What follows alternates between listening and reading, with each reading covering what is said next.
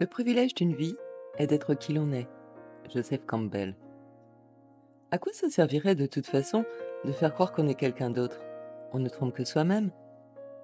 À jouer avec ces images, on peut essayer de changer son reflet dans le miroir, mais au fond de soi, on reste la même personne, et l'illusion n'est pas là où on le pense.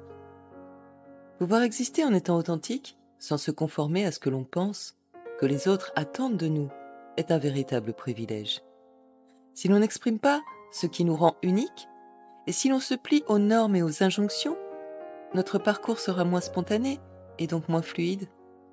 Au final, nous sommes la seule personne à attendre quelque chose de nous-mêmes, la seule personne à qui nous tentons de prouver quelque chose, et la seule personne à pouvoir décider de notre bonheur ou de notre malheur. Nous forgeons nous-mêmes les barreaux de nos prisons mentales, en croyant répondre aux attentes des autres, mais ce ne sont que des projections que nous échafaudons. Nous ne sommes responsables et redevables que devant notre propre conscience, ce garde-fou conceptuel qui influence toutes nos actions et pensées. La conscience est-elle une voie d'accès plus rapide vers notre vérité, ou au contraire un poids qui nous fait vaciller devant les choix qui se présentent à nous? On ne peut être en paix et en harmonie avec soi que lorsqu'on s'accepte entièrement. À partir du moment où l'on se sait porteur de la connaissance du bien et du mal pour soi, on intègre plus facilement les univers extérieurs, aussi différents soient-ils.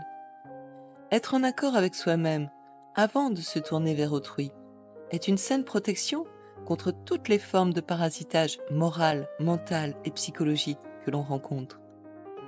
Cela ne s'acquiert cependant pas d'emblée, on le découvre en avançant.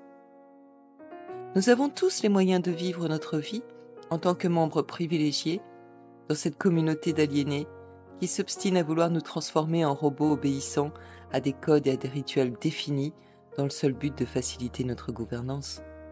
C'est aux esprits libres et sans culpabilité de l'être que revient la tâche de répandre cette vérité simple et essentielle et de montrer, par l'exemple, que l'on vit bien mieux avec ce que l'on est qu'avec ce que l'on a, en étant soi-même qu'en se conformant. À vous de choisir votre camp, privilégié ou aliéné, à dompter ou à apprivoiser. Et la différence entre les deux ne tient qu'à votre volonté.